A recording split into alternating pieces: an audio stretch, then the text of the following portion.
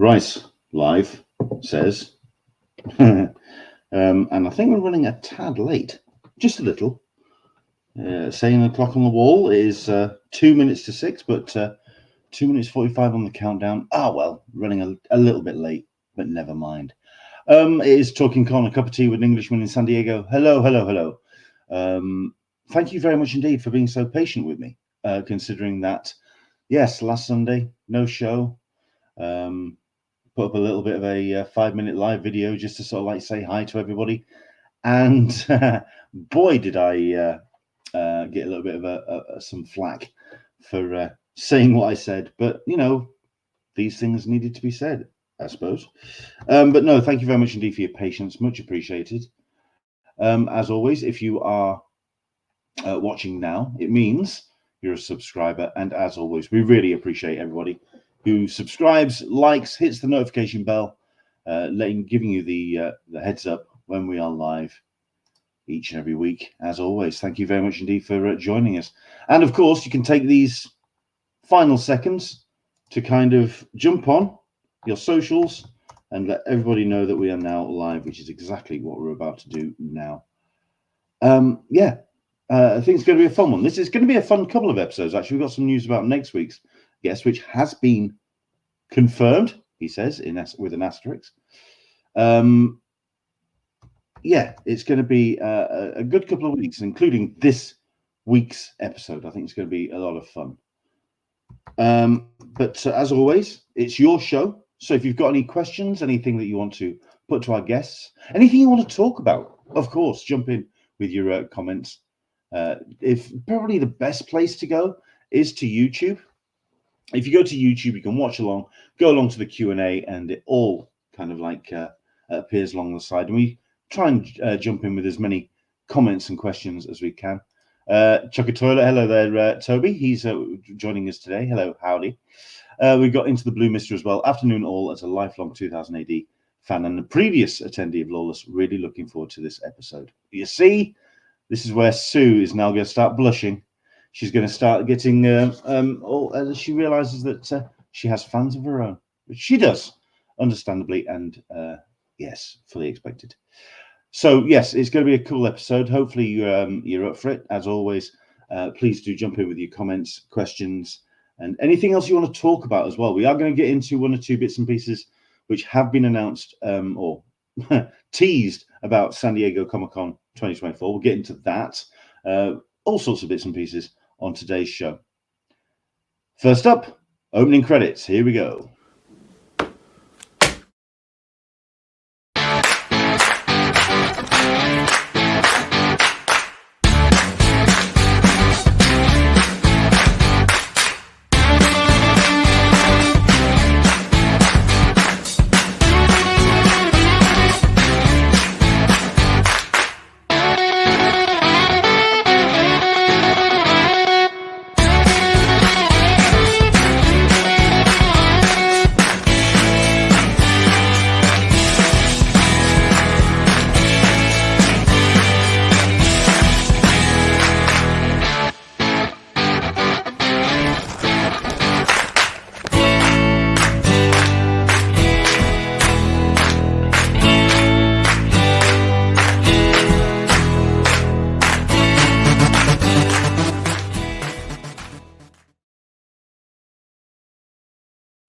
Hello there, and welcome along to Talkin Con, a cup of tea with an Englishman in San Diego. My name's Len Sultana, and each and every week we talk comics, Comic Cons, and all the stuff and nonsense we get to enjoy at such shows. Welcome to you, and thank you very much indeed for being incredibly patient with me, considering last week we took a little bit of a 1 week hiatus, took a bit of a breakaway.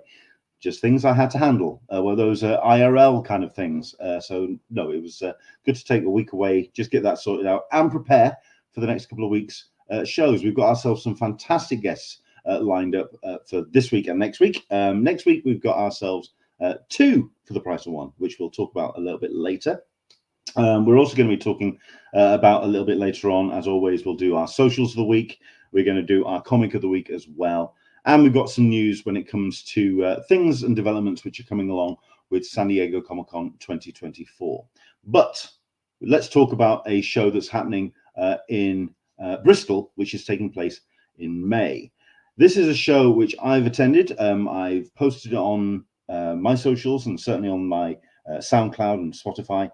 Interviews and panels that I've hosted at this particular show.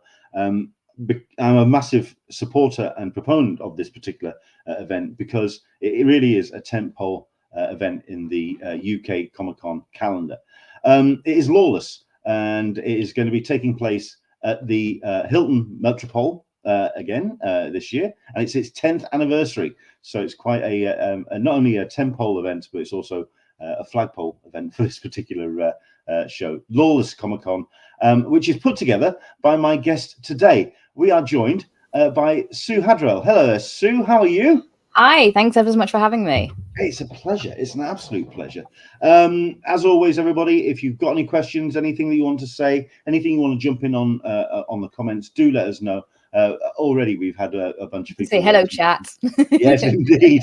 Into the Blue Mister. Good afternoon, all. As a lifelong 2000 AD fan and a previous attendee of Lawless, really looking forward to this episode. Andrew English, evening from London, and Sir Listerus Meg. So everyone, I know we've also got one or two people from the Lawless Comic Con Facebook group and their socials that are joining in as well. Yes, I'm certain that we've got maybe one or two comments from and questions from those guys as well. Aaron Nebus, hello from Hola from San Diego. Hello there. Hi, San Diego. Yes, it's an international affair, is this one, Sue? So you're extolling the virtues of Lawless to an international audience. So very much looking forward to that. We've got Solicitor Meg. I plan to celebrate the 10-year anniversary by breaking 10 laws on a agenda jaywalking. We support these decisions. No, you see, I won't speak up you when it happens, but we'll support your decisions. This is the thing about Lawless. It really does get people are really passionate and really up for getting all sorts done, certainly over the course of the weekend. So no, it's a hell of an event. First things first, just to introduce yourself and kind of say hi to everyone and let everyone know who you are. Su Haddrell, who are you? Yeah, I'm based up in Worcester in the UK. Lawless is I'm an event organizer in my spare time. I work full time and do a few other bits and pieces as well as event organizing. Lawless has been going since 2014. It was primarily a 2000 AD stroke Judge Dredd convention, which is kind of still where its focus is at. But over the years, obviously, as we've developed the fan base and more people have been coming along, it's expanded to include British comics overall, because there's a massive fan base out there, obviously, for overall British comics. So Commando and Victory and all sorts of bits and pieces, Beano and you know, anything like that at all. So we get artists and creators and writers in to talk every year at the show. We do panels, we got a tombola, we get some traders in, and we've started doing exhibitions as well. So I think the first one was Carlos Esquera. We did an exhibition, and we've done this year. We're very proud to announce that the David Roach doing the Best of British is actually collating some of his amazing collection. So no one else has seen this exhibition. It's going to be at Lawless for the first time this year. That's fantastic. That was a blitz of information. You just kind of like... Yeah, I talk really fast and I'm nervous. Sorry. Very much like Lawless, you threw the kitchen sink at us there. That was a real info dump. That was something else. For yourself, I mean, how did you get involved in organizing a comic convention? Because I mean, it takes a very special kind of mindset to go, you know what, I want to do this. It was because I was going to loads of conventions at the time. We were doing the Sci-Fi Weekender, and there was MCM. It was back in sort of 2009 to 2012, that kind of period where conventions in Britain particularly were becoming quite a lot more popular, and a lot more pop culture focused as well as comic focused. So I was doing a lot of conventions in cosplay, and I happened to know a whole bunch of guys that were doing cosplaying as judges, because the Dredd film came out, 2012 Dredd film came out. So I happened to know a bunch of guys that dressed up as judges, and I was organising with a group of people organising kind of geek meets and games days and things like that at the time, and doing that as a bit of an aside thing just to get people together and hanging out together. And this group of judges said, you should put together a Dredd day, because there hasn't been one in years, and Dredd is brilliant. And so they all said we should do a Dredd day, and I was like, yeah, we can do that kind of thing. I had some contacts, I knew where we could hold it and what we could do about it. So we held the first one in Birmingham in 2014. We had about 5 guests and about 60 judges all rock up for the day, and it was a huge success. So we did it again the next year, and we kept doing it basically. Because I mean, the thing about Lawless, which absolutely appeals to so many people, is the fact that it actually isn't a pop culture event. I mean, you don't have your tables of tat, you don't have your pop Funkos littering the various corners of the show. It is very much about the creators, artists, writers, publishers of British comics. Yeah, and that's a whole leap then from what you were originally attending conventions for. And it also requires some real kind of contacts when it comes to the comics landscape. So how did you kind of evolve that little they've just built up relationship with people? Yeah, they've just built up over the years, in fairness. So the first sort of 5 guests I think we had in were people like that the fan base knew, that was like, oh, I've got a contact for this, I'll let you know. And that's how John Wagner came along. He was at the very first show from the get-go. And yeah, some of the fans were in touch with him anyway. I was like, let me pass you on his email address. And David Roach was another one who was a local, sort of local to able to get to us, but also that was going to be one of my first questions. Who were like the first connections that really kind of helped snowball it? I mean, so John Wagner, David Roach. I mean, Nick two amazing. I mean, their Rolodexes alone. I know. When I first met John, I was proper intimidated. I was just like, "Hello, sir." It was so surreal. I was just like, "You're coming to my show, okay then." And then, the stories about John on the first show, it was great. So that was scary. But Nick Percival was another one. Pete Doherty. I'm trying to think who else now. That was 4. There was another one, and I've forgotten who it is off the top of my head. But yeah, we had some good names from the get-go. They were like proper, like the original creator of Dread at a Dread Con. Can't go wrong on that kind of thing. So, and we did the tombola on the first day. We had some of the costumes. Steven Sterlachini brought along some costumes, and we did some food, and we did the panels. And it was, it went down an absolute storm, because it automatically had that community of you're meeting. There's a small group of people meeting a small group of people, and you have that time to connect. You have that time to go and say hi to them and connect at the desks and get a sketch and a signing and talk about your fandom.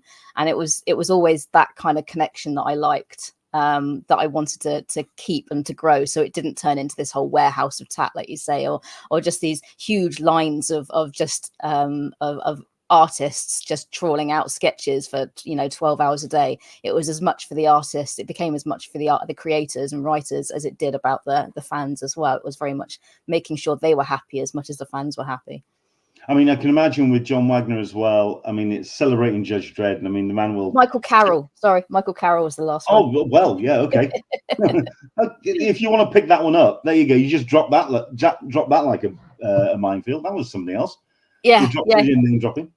Yeah, he disappeared off down the pub with John Wagner halfway through the day. He's a socializer. We'll go with that. Yeah. So I mean, John Wagner. I mean, great guy, will show up at the drop of a hat when it comes to celebrating Dread. Absolutely. But then when you get people like David Roach involved, just to kind of like really focus it on the comics and on the artists and creators. What was it like then to start of really make those connections and kind of like develop that trust with them? They kind of like recognized that this was very much a safe space for them to come and meet fans and supporters of British comics.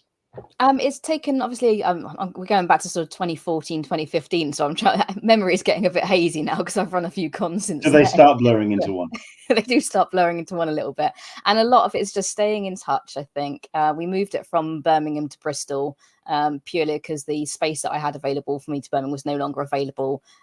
Space in Bristol was made available at an extremely good cost, so we were like, fine, let's do it there, kind of thing. And there was some local Bristol artists that were around so again, people telling me about, I mean, I fully admit I wasn't I'm not a comics expert, I didn't really know much about 2000 AD or Dread going into it at all. I'm good at organizing stuff, and that's how it came about. Was I'm good at networking, I'm good at organizing. You tell me what it is you want to see, I'll go and poke them and say, hi, do you want to come to the show? And they'll go, yay, or they will go, nah. That's literally how it grew. It's very, very organic and very communicative. Cool. What are you like as a knowledgeable expert now? Have you been educated in? I'm not bad. Tank Girl is my comic of choice. I'm a big Tank Girl fan. Nice. So that's my big one. I couldn't tell you what issue 298 issue of Dread was story or anything like that at all. But the good news is the majority of people can't, partially because their memory's going out as well, and mostly because there's just so much of it. There's just so much 2000 AD content. Absolutely, yeah. Absolutely. But the other thing I really love about Lawless and the times that I've been going to the show is that it's not a show that just puts a spotlight on legacy creators. It's not like, oh, look, here, let's put these fantastic artists behind a desk before they keel over and are no longer with us. It's very much looking towards next generation of creators as well, not just of 2000 AD, but of British comics across the board. How did that develop? How did that kind of relationship evolve? That was very much again, it was very organic. It kind of yes, we want to get the greats in and the big names in, but also I want a good mix. I want to make sure that we're swapping things around. We're not getting the same names in every year and year in, year out. So and again, because I'm not an expert, I will put a shout out. Okay, who's up and coming? Who's recently been published? That's who's in the latest 2000 AD that we need to keep an eye on and things like that. And I think Paul Williams was one of the first new guests that we got on board who literally just like won the competition or something like that, or had his first comic in. Dan Cornwell's another big one. He's going to be, he's going to be an absolute legend. He's going to be up there in 40 years as one of the absolute legends of comics. I can see that now because his work is stunning, and we've made friends over the years. And yeah, it's good to get a good mix of the old and the new, and it's good for them as well because they share ideas between them, they share stories between them as well, and it brings in this kind of new generation. Hi, Ben. Indeed, Ben's in the chat. Ben is, of course, very much part of the 77 Publications and is a sponsor of the show. We'll talk about that in a minute. But to go back to the guest list, I mean, I could pull up the guest list in a minute, and I'm sure I've got it kicking around somewhere. But the location you've got, which is the Metropole Hotel, the Hilton Metropole in. It's Doubletree by Hilton. Doubletree, sorry, I do apologise. By Hilton, yeah. Oops. Yeah, I'm probably getting a wrist slap for that. But the thing about the Doubletree, it's not the biggest room in the world, and you very much have grown to a point now where you can pick and choose from the cream of creatives out there. Has it gotten to the point, or when did it get to the point where you were having to say, okay, we really have to very heavily curate our guest list now? I'm afraid you cannot come. We've run out of space. We would love you to come. So like picking and choosing your talent roster. I think it was 2018, 2019, it got to that point. I think our maximum amount of guests that we can have is something like 30 to 33 at a squeeze, 35 at a squeeze.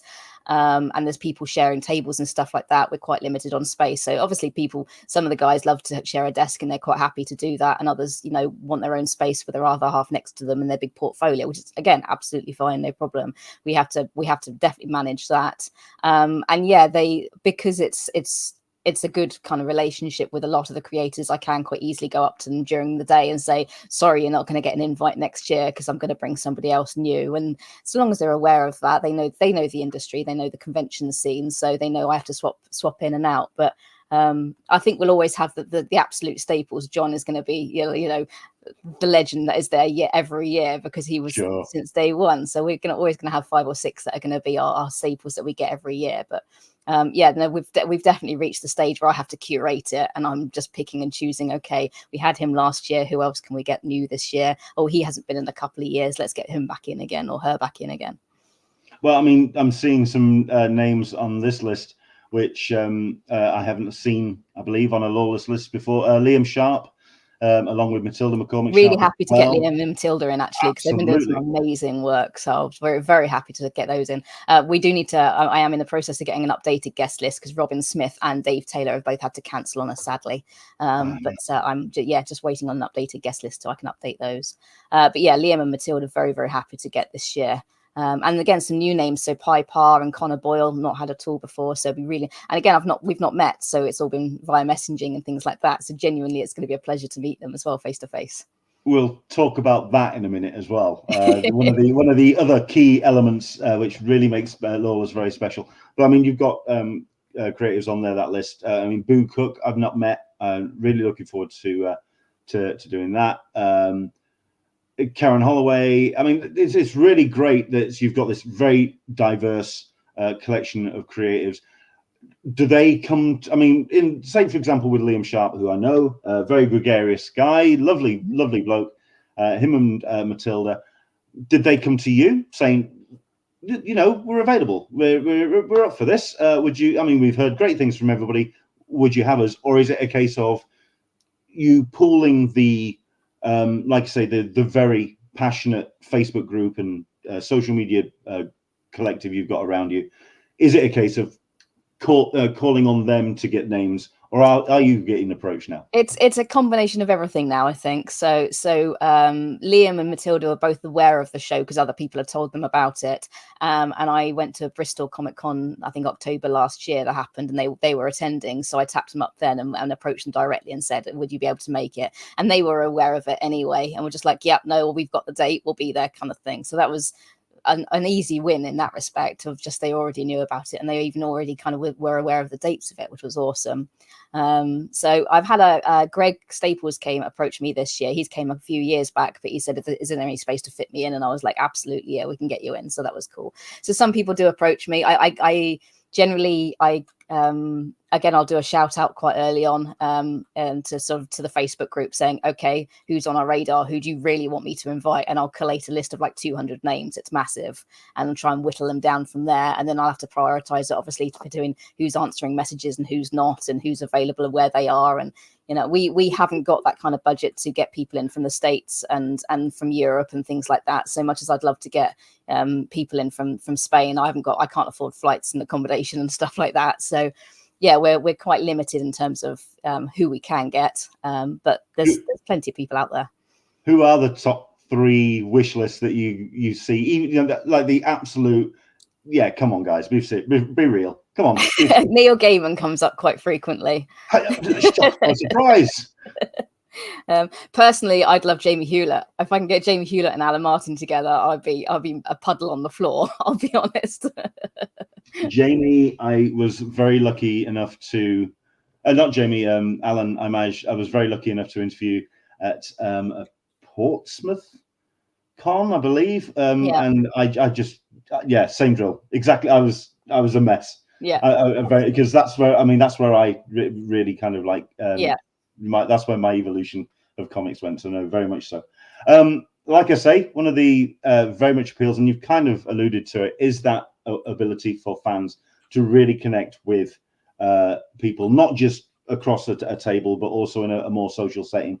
Because the way that the DoubleTree is laid out, you have your function room where the actual convention happens, and literally go across the reception, and you have this huge bar area where people can kind of like meet and greet and talk.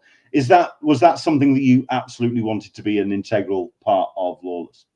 I like so I go to a writers' convention in October that's held at the same venue, and I've been going to Bristol Con, and I've been going to that quite a few years, and I copied their layout. Basically, I really liked the way it worked. It was a good format, and I nicked it blatantly. I was just like, I had the idea. I mean, the Birmingham show had the stage to do your panels, and it had your signings room and things like that, and it had the traders area. So we kind of already had that format anyway.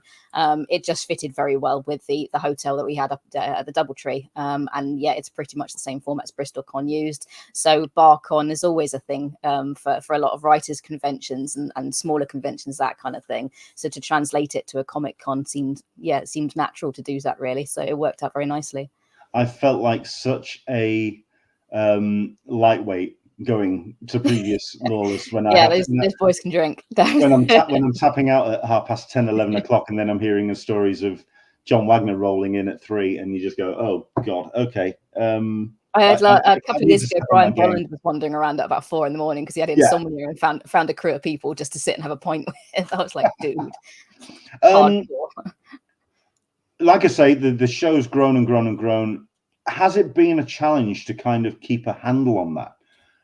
Because the temptation is for it to just get the biggest room, explode, and just go with, I mean, for me, conventions are very much like that oxygen in a room. You make the room bigger, the oxygen just fills, and it just grows and grows and grows. But you get too far, and the oxygen leaks out the side, and the whole thing just deflates. Has it been a challenge to kind of like keep that momentum growth, but while keeping it very much contained? What's that like as a challenge? We're quite budget restricted, in fairness. So the show, the tickets pay for the show in essence, and so the more tickets we sell, great, but that means we can do more with the show. So the show this year, obviously, is our 10-year anniversary. We're doing a whole evening event that we've never done before. That's costing us a bomb, but worth it because people have bought tickets for it, so we can afford to, you know, put on an evening show that's going to cost a bomb. So we're very restricted in terms of budget. Like the budget pays for the show dead on. And venues in that respect, if you go to a different venue in Bristol or anywhere else, in Birmingham, we looked at it and they're an absolute fortune. So we've balanced it very well. We're very lucky in that I think we've balanced it very well. But it's also a very big deal to me to keep that community as it is. I wouldn't like to go to a big warehouse show. I don't want to be the next MCM. That's not the point of this show. The point of this show is to keep that community and not make it cliquey and horrible, but also everyone likes, you know, all the creators come there to see each other. We wouldn't have things like the 77. And, you know, there's been guys that have come over from the States that have created, that have connected with artists there, that have then bought out books and things like that, and graphic novels and all sorts. So it's very much, it's that networking opportunity as well that's quite close-knit. And I'm very, that's a very big priority to me, to keep it that scale, that's connection. I could go big, we could go a little bit bigger. I'm always happy to have, we can always fit another 100 people in and I'll be very happy, but it's got to that stage now where it's just enough to feel crowded, but not too much to feel mobbed. It's just that nice kind of, it's a good crowd, but you're not absolutely heaving where you're just squeezing in and out of everybody and waiting 4 hours to get a sign in. And it's nice like that. It's perfect. Fair enough. Well, let's talk about the 10-year anniversary then. We've got the graphic up on the screen, and I'm seeing the words exclusive black tie VIP evening. So, can you tell us a little bit more about what you've got planned for the Saturday night? So it's an excuse for everyone to get the posh togs on, basically, and have a nice posh evening with some wine and some nibbles, and to mingle with some of the creators and to mingle with each other, and for us to tell stories about Lawless as well. So we're going to do a bit of a Graham Norton style stage thing that one of my colleagues, John Baverton, is going to be comparing. I think it's the word compare. Compare, So he's going to be interviewing me and a few others, I think, for us to tell some stories about Lawless over the years. We're going to have some live music. We're going to do the awards ceremony. We're going to do some awards for some of our great creators out there. Somebody else is in charge of that, which is fun. So I'm not sure what the plan is and what the awards are going to be as yet, but there's definitely awards happening. And then, I think we're just going to, hang out for the evening and mingle. And then probably everyone's going to go and hit the bar, which is usually what happens. But black tie black tie are obviously optional. If you're wearing your best tracksuit that you don't wear when you're out running, then it's still your best tracksuit and you want to wear that, then go for it. I'm not going to boot you out the door because you're not wearing a suit and tie, but just wear your posh togs and come and make a deal of it, because we are. I'm just going to say, booting somebody out of a door just doesn't sound like Lawless to me. It's very no, I can't think of any judges who might do that at all. Very much an inclusive show.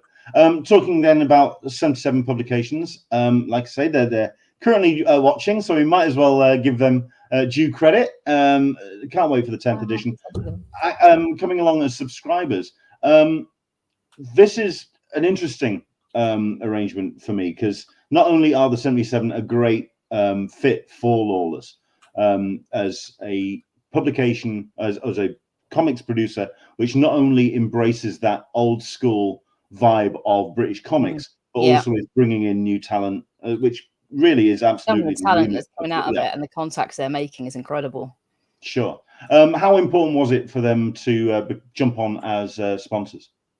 We got them. I mean, we've been in touch for a few years now, and I think early on we started talking about it sort of mutually, and they weren't quite at the stage where it's something they wanted to put, to put into place. But I think they'd run like 2 or 3 Kickstarters when we sort of finally decided, okay, let's do this. We can afford it. We've got the funds to be able to actually expand in that and put our name on this.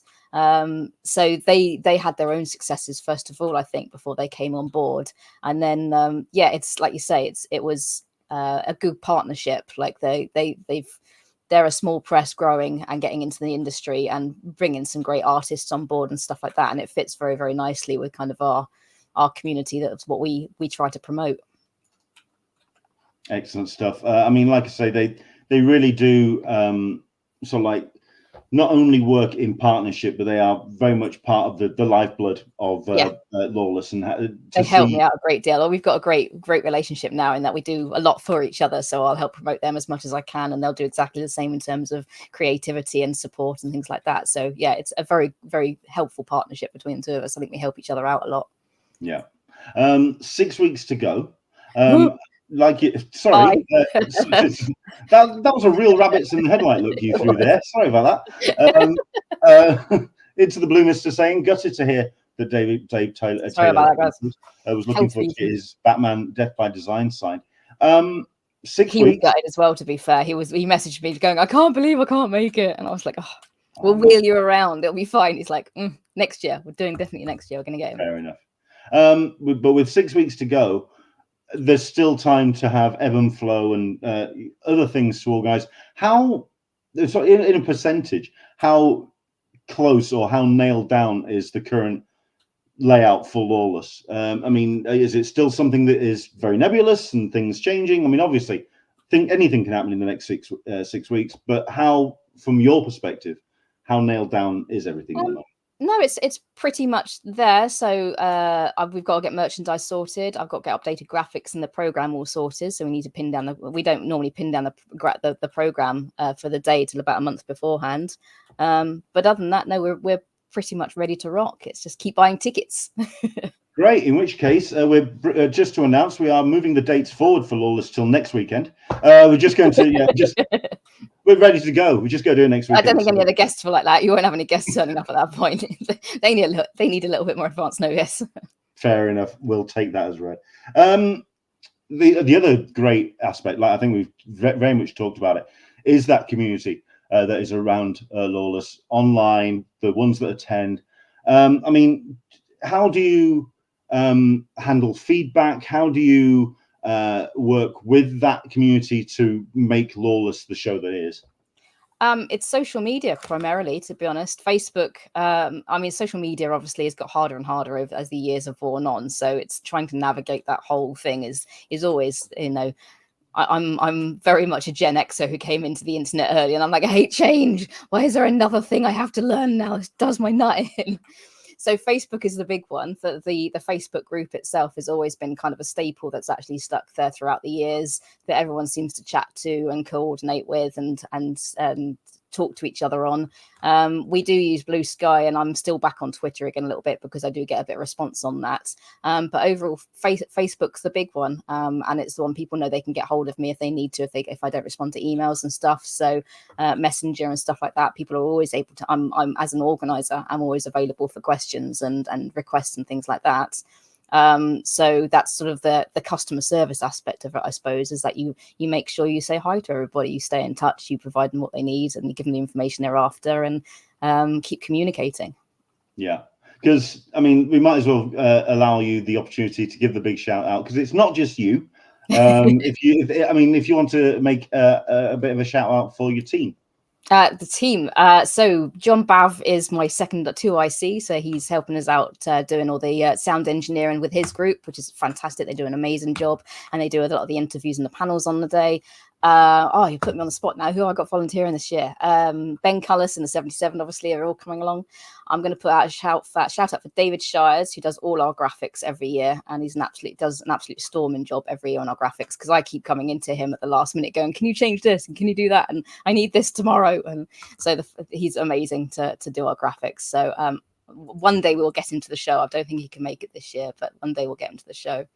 Simon Belmont, Is McAuliffe, Stacey, and they're all helping out with interviews and panels and things like that. We have a whole team of volunteers that help us out on and off throughout the day. So the Esleys and the Labels, and a shout out to the Dirty Weekend Lawless group chat.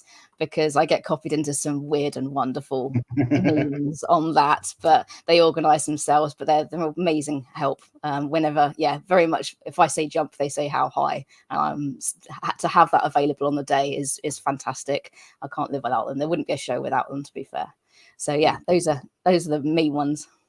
Cool. I can imagine on the Facebook group as well, there's lots of chat about favorite memories and so like lifelong friends that have been made at Lawless. If I'm going to throw you under the bus and get you 3 off the top of your head, favorite memories from 10 years of Lawless. My favorite memory.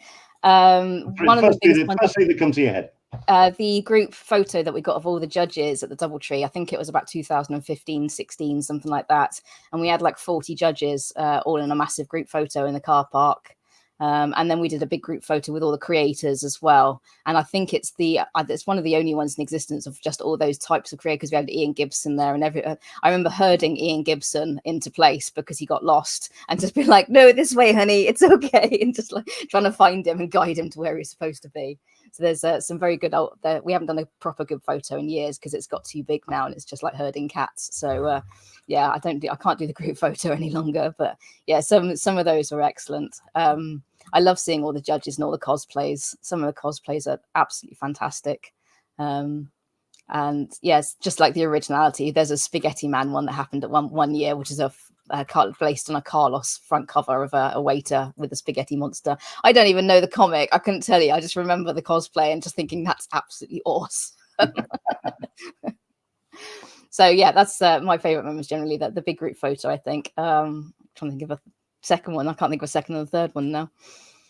No, I think it's just more a case of an embarrassment of riches. You've got so many memories you can pull from, I can imagine. I do need to sit down because I know I'm going to be asked the same question actually on our VIP evening. So I do need to sit down and actually gather my thoughts on it and come up with some good stories, I reckon. Yeah. And then you can talk about possibly the future then of Lawless. I mean, okay, this one might be a bit of a strange detour you can take, but Solicitor Smeg, all you have to know Judge Dredd is great, but a Red Dwarf Day would be better. So to take on not just British comics and 2000 AD, but Red Dwarf as well. That's a nice that would be an interesting detour. British. Yeah, it's definitely British. I'll be honest, I don't think I have the time or the energy to organize another convention.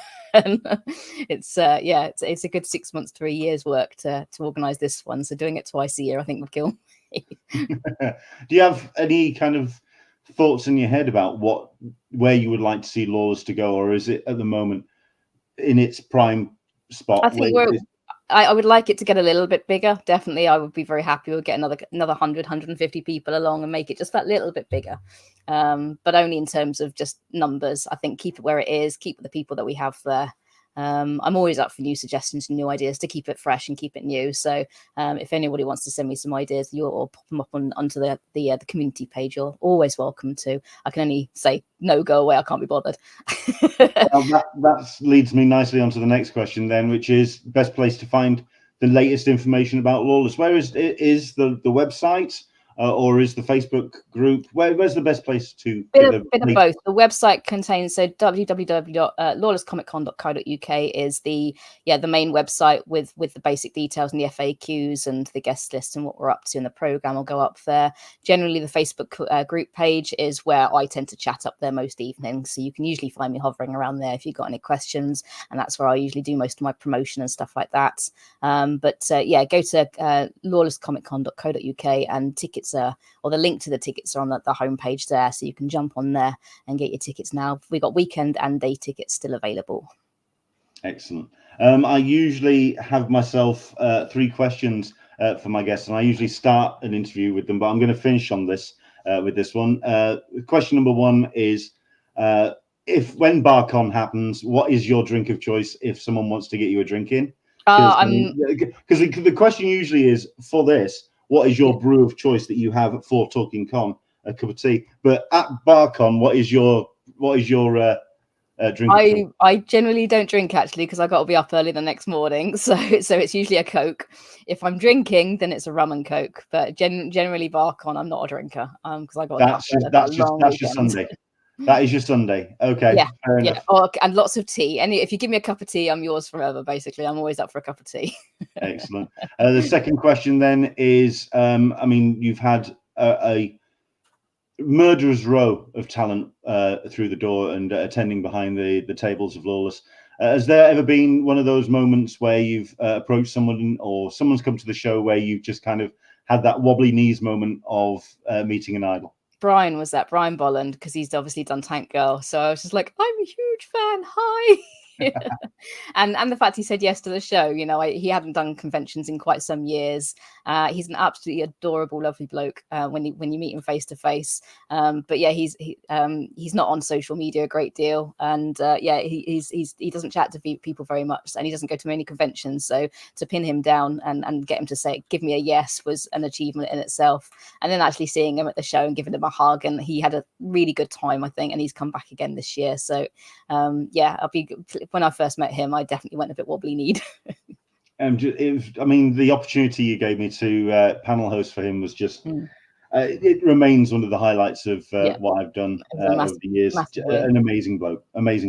And the third and final question then, when you do attend a con, not even necessarily your own, where would most people find you? Would you be found in the artist alley? Would you be found at a panel room, or would you be found BarCon, or where would you I haven't be actually found? done a convention in ages. I'm usually a cosplayer, so I'm usually wandering around in costume somewhere. So Sci-Fi Weekender, I used to do Death of Rats from Terry Pratchett, or Tiny Tina from Borderlands 2.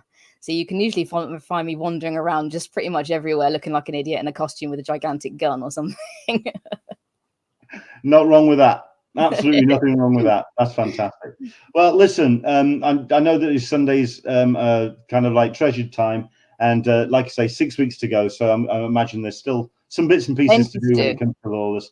So, Sue, thank you so much indeed for coming on. No, thank you for having talking me. about the show. Pleasure. It is the Doubletree. It is at Bristol, and it is the 25th, 26th of May. Again, do head to lawlesscomiccon.co.uk for more information. Su Haddrell, thank you so much indeed for coming on. No worries. You're very welcome. I shall speak to you soon. Take care, everyone. Bye-bye. Fantastic stuff. And like I say, let's bring that guest list up again. If you are wanting to go, tickets are still available as far as I'm aware. But, I mean, look at that list, for goodness sake. Brian Bolland, John Wagner, Mick McMahon, Robin Smith, Mike Perkins, Keith Burns, Peter Doherty, Connor Boyle, Simon Fraser, PJ Holden, Alan. It just goes on and on and on. Oh, man. You really want to get your question in now? Into the Blue Misters asking, final quick question for Sue. Will Brian be limiting his signings to just 3 again this year? Sue is actually still in the background. I'm going to bring her back in and see what she says. Hi, Sue. Hello. Very, very last minute question. Will Brian be limiting his signings to just 3 again this year?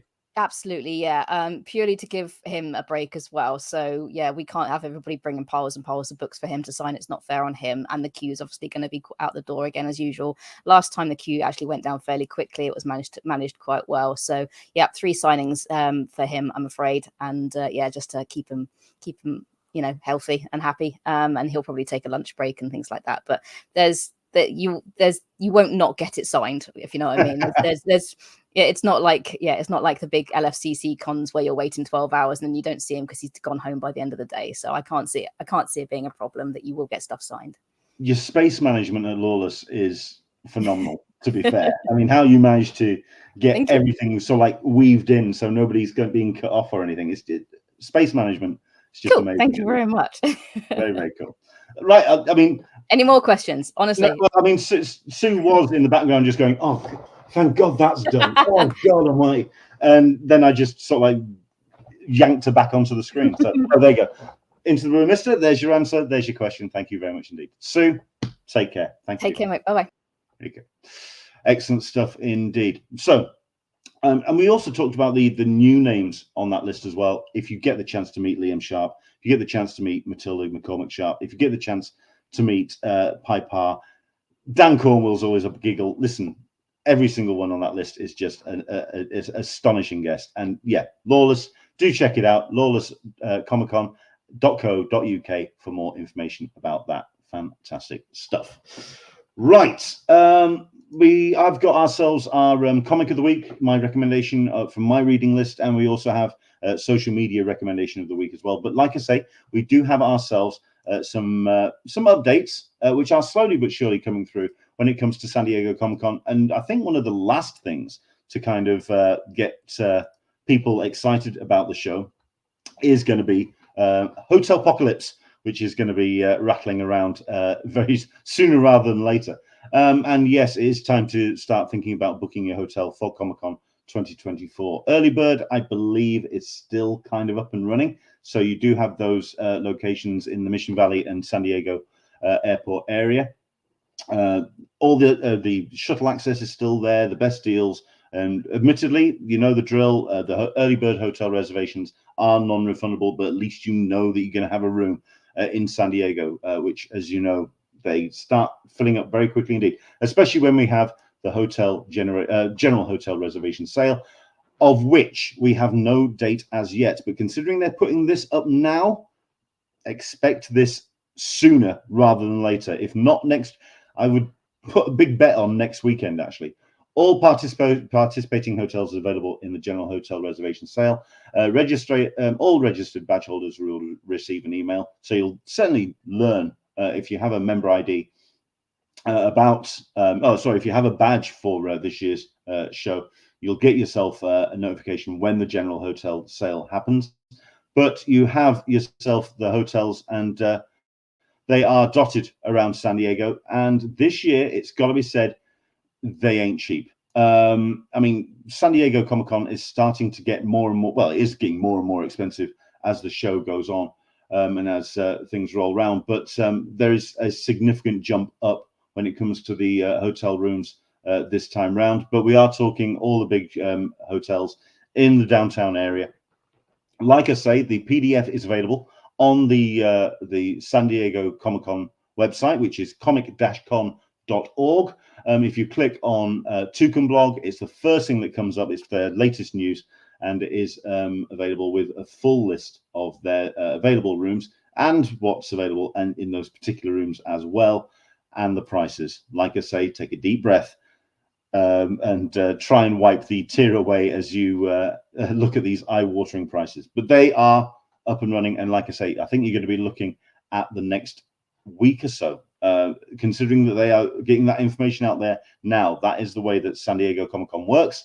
So if they're starting to announce this kind of information, start looking at your inbox Tuesday, Wednesday. I think you're going to be seeing some stuff roll around very soon indeed. Right. I think we've just got ourselves the comic of the week and social media of the week. But before I do that, just to give you an update on next week, very much looking forward to this one because we've got ourselves a, like I say, 2 for 1 when it comes to our guests. We've got ourselves a book which is coming out. It's currently available on Zoop, and Zoop is an interesting way of raising publication funds and getting a book out there, and it's crowdfunding without just the reward of getting the book. So it's just a kind of first come, first served of getting yourself your hands on a book. The book is Nessie Must Die, and it is a all ages graphic novel that has been put together by, I'm going to forget his name now, Paul and Rachel. So it's Rachel Smith. I think it's Cornell. Paul Cornell, who's the writer of this particular book. And yes, it's going to be Rachel Smith, who, as you know on this show, we're massive fans of her work. And she's putting the artwork to this. And so it's Paul Cornell, Rachel Smith, and they are coming on the show to talk about Nessie Must Die. They've been incredibly busy bees with their own individual projects, but so to come together to come and produce this book. And from what we've seen, the initial pages of it, it looks compelling, it looks fun, and how on earth Rachel is managing to fit all of these in while also looking after Henry, the new entry into the Smith household, and also produce Nap Comics, which is her daily journal of looking after Henry as a new parent. But no, they are doing Who Killed Nessie. And yeah, they're going to be joining us next week to talk about the book. Looking forward to that. So please join us, 10 a.m. Pacific, 1 p.m. Eastern, 6 p.m. GMT. It's going to be a fun show.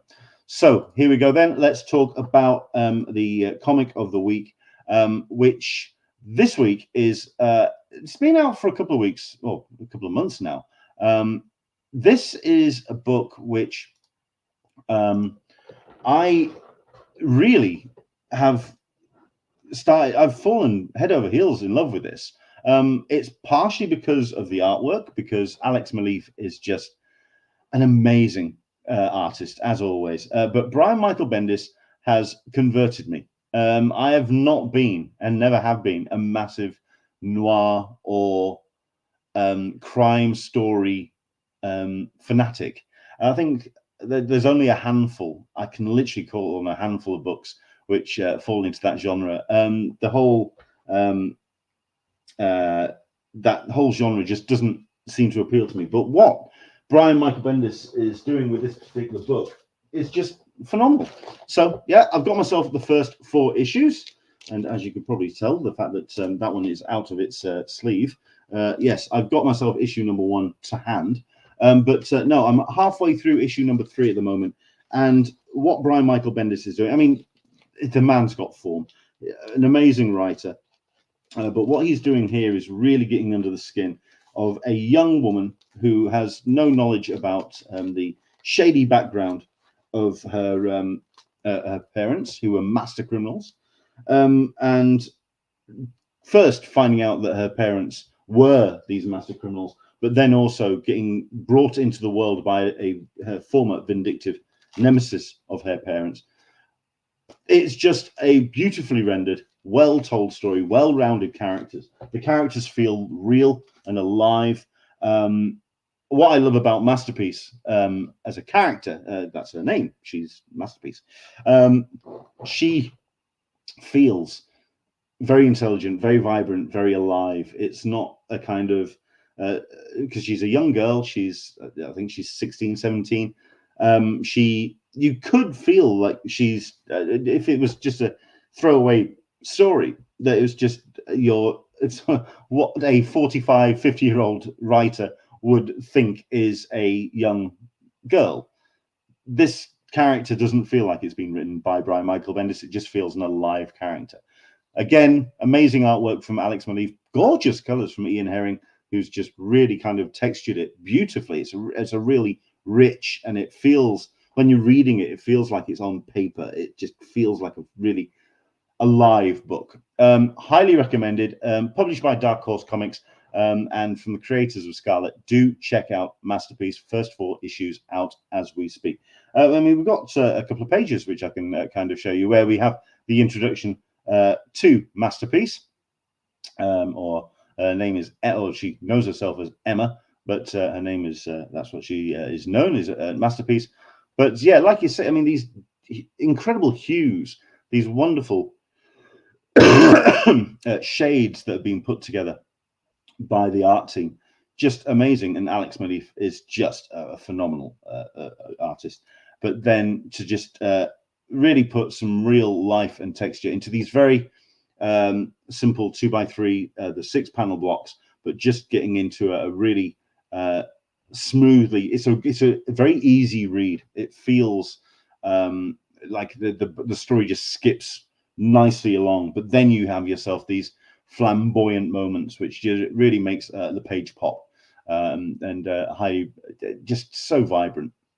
Great story, great book, and highly recommended. It is my comic of the week. It is Masterpiece from Dark Horse Comics, from Brian Michael Bendis, Alex Maleev, Ian Herring, and Joshua Reed on lettering, who has also done a great job on this book. I've not been too familiar with Joshua Reed's work. I'm going to have to look more into what he's done, because yeah, really good, really cool stuff. And then we go into our social media of the week. Now, social media is something that I look at, certainly when it comes to the Threads accounts out there. What I try to bring to you is accounts that are less than 1,500 followers. So it's people that are either, for whatever reason, aren't getting themselves more of an audience out there, or just need a little bit more of a spotlight on them. We talked about somebody a couple of weeks ago, which only had themselves like a couple hundred, and thankfully they managed to get themselves and ballooned into a nice audience. I'm not going to say it was entirely down to us, but it was great to have the opportunity to allow people getting on the ground floor on that. Grant Perkins is somebody who I have recommended on previous episodes. His social media at the moment is doing very nicely indeed, and at the moment very necessary for him. He's going to be having surgery very soon indeed, which means the hardest working man in comics or comic cons is unfortunately going to have to step away from the table because he's not well. He's going to be having surgery, so he's going to have to step away from conventions. It's going to be his artwork and what he does, certainly with his Patreon account and with his social media, is going to really keep him afloat. Do follow the Grant Perkins on Threads. But the person or the organization which I'm going to shine a light on today is actually another podcast. And this is Comic Book Couples Counseling. This is two people who are just absolutely amazing. We love them to death. This is Brad and Lisa. They have only been going for something like 6 years, 7 years, if that. I was lucky to bump into them at San Diego Comic Con a couple of years ago, and they turned around and said, it's off the back of things that I've done with an Englishman in San Diego that they got inspired to do their own thing. I'm sorry, but they did not get anything of what they are currently doing off me, because they are just going through the roof. They're just astounding what they're up to at the moment. Not only are they recommending some amazing books out there, they're kind of spreading the word about new publishers, new creatives, new writers. I mean, they've got their social media down. They know what they're doing to get the best out of their social media and let the most people see the most out of what they're wanting to recommend. They're doing that. They're really getting involved with some amazing partnerships. So they are teamed up with the Alamo in Winchester, putting on screenings at that particular cinema, getting a whole community of people to go along to see some fantastic genre films, getting some great giveaways. They've done some fantastic posters. They really do go all out, and they love what they do. They are just so, the energy that comes out of their social media is just absolutely amazing. I am so in awe of what they do. And of course, they keep up to date with all the latest news as well. So they do spread all the headlines that they feel that nerds and geeks like me and like you are interested in. So yeah, they are absolutely on top of things. And Brad and Lisa are just two of the nicest people on the planet. So do follow them. Threads.net/@CBCC podcast. That is Comic Book Couples Counseling. It started off with that simple frame of mind, the idea of, if you are a couple in a comic, if you are, I don't know, Black Canary and Green Arrow, if you are Elastic Man and Sue Dibney, if you are, yeah, that kind of thing. They kind of like took that little twist, but they have just absolutely run with it. They are just amazing, and what they've done is fantastic. Do check them out. Threads.net/@CBCC podcast. One of the pieces of news that they put out was last week regarding Trina Robbins. I mean, they shared this panel here from an amazing Wonder Woman comic that actually had Wonder Woman creators in there. So you had illustrated by Ramona Fradden here. It would be grossly naive and presumptuous to think that a comic book can change the world's thinking, but it doesn't hurt to try. You absolutely said that right. Trina Robbins, who passed away this week, just a couple of days ago. We're talking about somebody who not only came up through the ranks of underground comics, so was very much somebody who was wanting to buck the trend, was in there getting her hands dirty and kicking down tables and just blowing open doors. She not only did that, but she just made herself available to every new creator out there to bring them up, to support them. And she just became one of the formidable titans of comics. I was lucky enough to meet her once at a it was the Eisner Awards. I was introduced to her, and I managed to get sat down and talk to her for about 15 minutes. Lightning quick, one of the fastest brains I've ever met in my life. She was so alive and alert and in the moment. She didn't want to talk about necessarily the past, but she wanted to talk about what was happening now. She wanted to talk about creators that she just met. She wanted to talk about creators that she'd met on the floor that day. She was talking about what was happening now, and it was just so exhilarating to be in her presence and just to get the opportunity to talk to her for that period of time. My big regret is the fact that I did invite her onto Talkin Con. She said she was up for it, and for whatever reason we just never followed through, and unfortunately now we simply won't be able to, because we have lost a true comics icon, Trina Robbins, who passed away on the 10th of April 2024. And that, I believe, is our show. Look at that, it's 2 minutes to 7. We're under an hour for a change. We're actually we're on time. Good grief. Thank you so much indeed for joining us today. We've got ourselves a nice little audience number here, obviously joining us to listen to Su Haddrell. Hopefully you enjoyed that interview, and once again you will find out more about Lawless Comic Con at lawlesscomiccon.co.uk, and follow them as well. Go and jump in on their Facebook group, because like I say, it's a nice vibrant community. I know that Facebook on occasion can get a little bit sketchy in places. The Lawless Comic Con group are a great bunch of people, so go and join them and find out what's happening with the latest with the show. Thank you so much indeed for joining us on today's show. Hope you've enjoyed it. Once again, if you have, go to the notifications below, subscribe, hit the bell, and you'll find out when we go live, which is usually 10 a.m. Pacific, 1 p.m. Eastern, 6 p.m. GMT, each and every Sunday. Once again, next week, talking to Paul Cornell and Rachel Smith about Who Killed Nessie. Looking forward to it. Hopefully you'll join us next week on another Talkin Con, a cup of tea with an Englishman in San Diego. For myself, Leonard, don't work too hard. Have yourself a great week. Read comics, and I'll see you next Sunday. Bye-bye.